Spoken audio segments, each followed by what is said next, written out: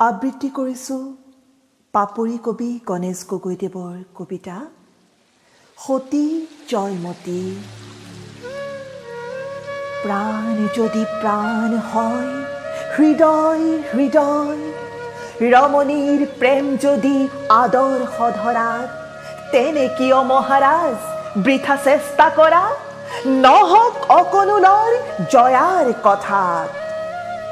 ৰাজভোগ অতি তুচ্ছ তুচ্ছ সিংহাসন, উচ্চ বুলি ৰমণীয়ে পতি সেৱা জানে, সেয়েহে জয়াই আজি ৰাজ সমীপত ৰাজা দেশ অনুৰোধ একোকে নেমানে।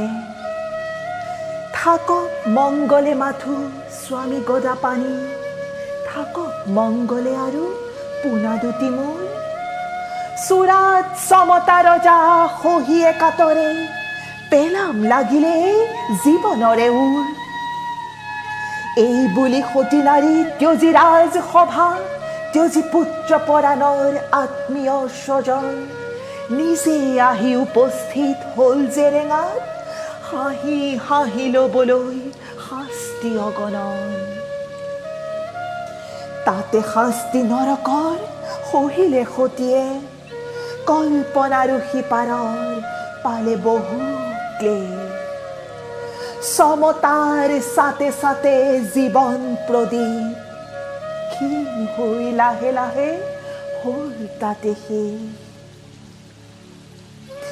নাই আজি আহোমৰ শৌৰ্য বীৰ্য একো, নাই সেনা সেনাপতি, নাই সিংহাসন, নাই সেই ল'ৰা ৰজা, নাই গদাপাণি, নাই ৰাণী ফুলেশ্বৰী সাম্ৰাজ্য শাসন।